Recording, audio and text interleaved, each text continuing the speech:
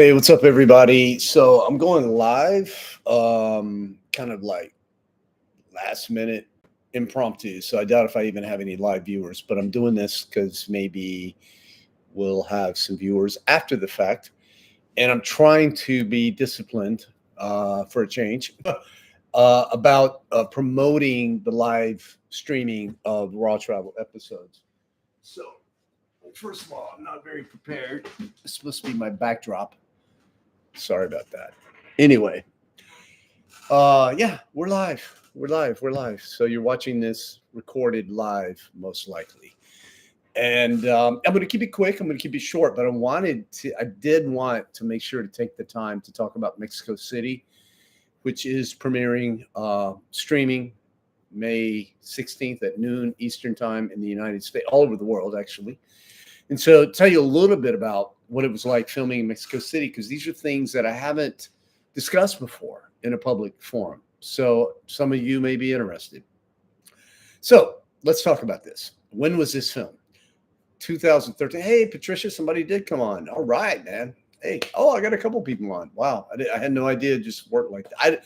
I am terrible at YouTube Live. I apologize. And I'm going to keep it really super short.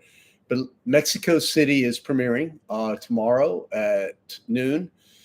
And for those of you who have seen the show in the United States, you have not seen the full episode, not the full international version, which is usually about 3.5 minutes longer than the shows that you see in the US. So there'll be some added content that you haven't seen before. So that's maybe a good reason or incentive to watch it if you have seen Mexico City before.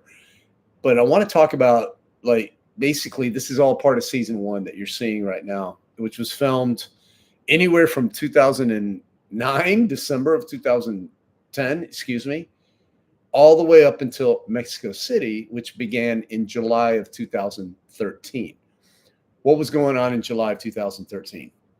I was living in Los Angeles, trying to launch Raw Travel, meaning I was taking the episodes that we had filmed in 2010.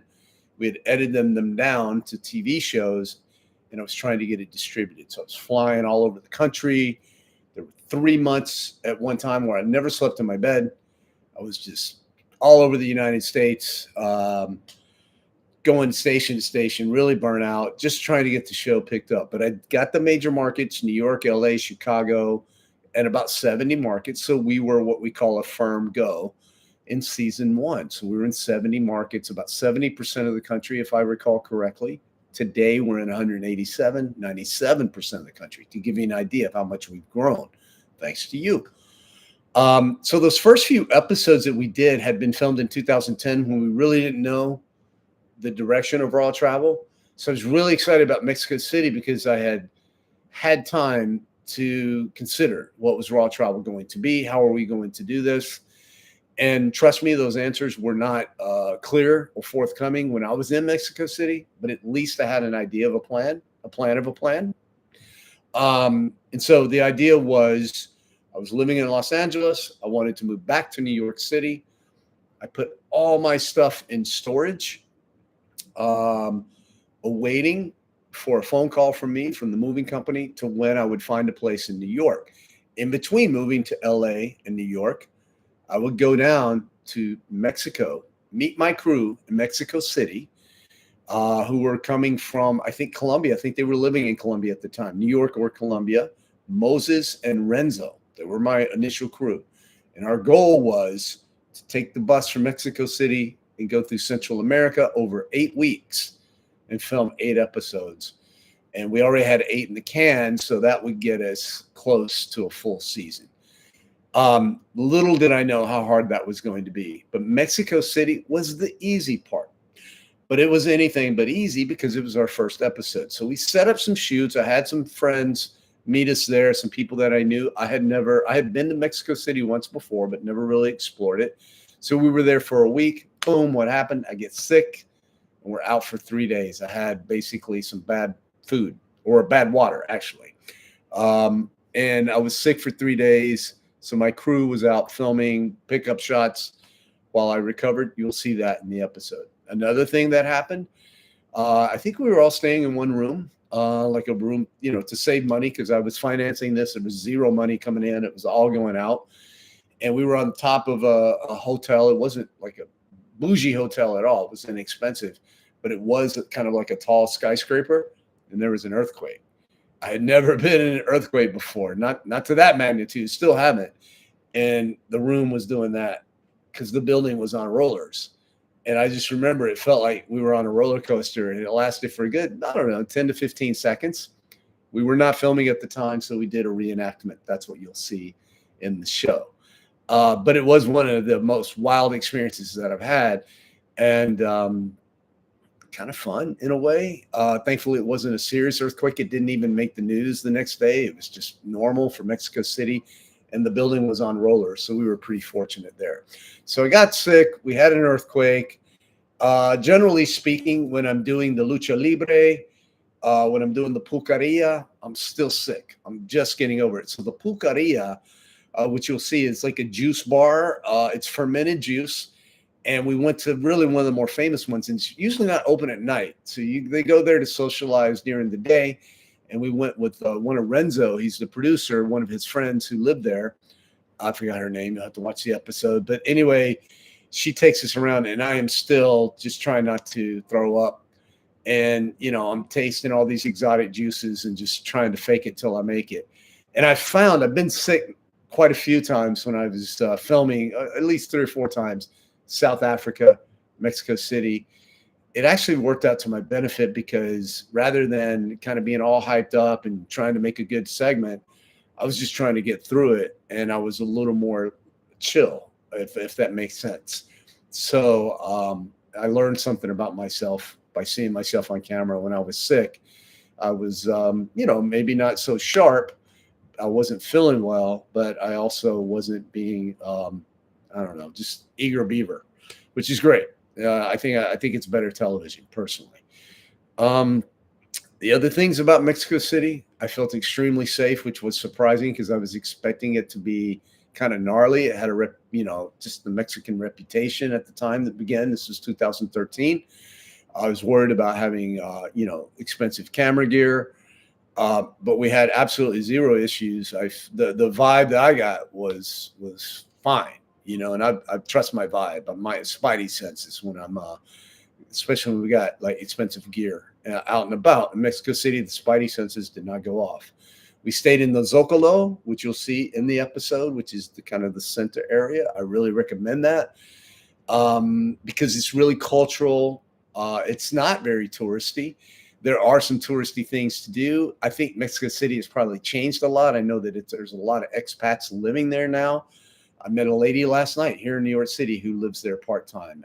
It was interesting. I was asking her about it. So it's very coincidental, the timing.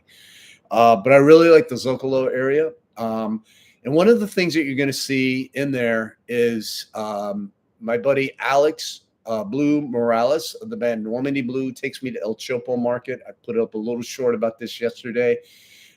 Just a small snippet of El Chopo.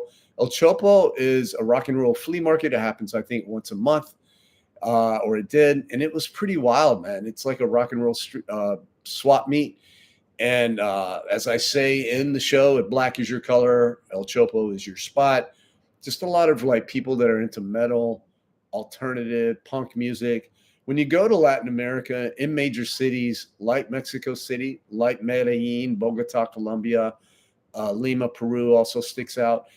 You'll find that rock music is really, it's not like passe. Yeah, they listen to reggaeton and stuff like that, and there's pop music and mariachi and things like that, which we also cover in the show. But rock and roll is a lifestyle that these people live. And it's illustrated in the El Chopo market. Unfortunately, my friend Alex passed away in 2023, sadly, suddenly. And Alex was a good friend of mine from Los Angeles. And before, I'd met him years ago when I produced another show called American Latino. And he was in a band. I can't remember the name right off the bat. But anyway, he launched his solo career. And he wanted me, my Punk Outlaw Records, to put it out, which I was honored. And so when I lived in LA, we put out It Is What It Is. And, I was really surprised at Alex's talent. He produced that all himself. and the music was a little more pop than I'm used to listening to, I guess, a little more pop punk, but really talented guy, a really talented musician. And obviously he was struggling a bit. I know he was struggling when we were down in Mexico City. I have been to places like Las Vegas, to the rockabilly. I mean, he really lived the punk rock lifestyle, and and all that that can entail. But Alex was extremely smart. He was super intelligent, and yeah, I'm sad, when I think about him. And in this episode, I really never had time to process that much. What happened. It can seem, when you're not. I didn't go to the funeral. He was in LA, and I won't get into his family that I've communicated with out of their privacy and whatnot, but I have talked to them. But it's surreal, when people die and you're not in touch with them on a daily basis. You can almost feel it. I mean, they're still in your phone. They're still on my Facebook page. It's weird, But Alex we spent enough time together for me to know that I really, really enjoyed his company, and I really liked him a lot. He was not somebody that I could probably hang out with on a daily basis, because he was a lot. He was intense, and just constant movement. And obviously was struggling with some things, but he was a good guy. And anyway, I wanted to dedicate this episode to him. And so when you see Alex on there, just think about him and his family. The music that Alex put out lives on inside of Raw Travel and has continued to live on. We keep using a lot of the tracks, and his family gets the royalties from that. So I'm happy for that. It's not a lot of money, but it's a little. Maybe it helps them a little bit. And yeah, that's it. The other last thing I'll leave you with is the give back segment, which was really awkward for me, because I had not done a lot of these, and these were people with special needs. And I was, as you'll see in the show, I was a little nervous. I was like, I don't want to make it performative. I want it to be authentic and real. But at the same time, this was not some people that I knew, but I was like, I wanted to bring awareness to different ways that you could connect with people. Throughout the seasons, we did other segments with folks with special needs. And that segment in Mexico City kind of set that up for me. It made it less intimidating to be around those folks, and just to feel their love, because they're so genuine and authentic and real, which is what Raw Travel is, right? And you can tell that when you're with them, and you feel better afterwards, especially, if you're living in a business or working in a business that, sometimes people aren't authentic and real. And then, so I know why people want to work with people like that. These were the lucky people in Mexico City. They were fairly upscale. They were able to afford the school, so they were from good families. But I really encourage you, if you travel, think about, that's a great way to give back. That will really make you feel good about your trip if you have time. The give backs, we tried to show a variety of ways that people could give back. I am guilty of not doing enough when I'm not filming on my own. So I know how difficult it can be to motivate yourself. For the show, I was motivated. I wanted to go out and show some of that stuff. And I always plan maybe to do a lot more volunteerism after the show. So I hope I can still do stuff like that. I haven't stayed in touch with those folks. Sorry about that. But if you are interested in doing something like that, shoot me an email. If you guys have other questions about the episode after you see it, please feel free to leave a comment.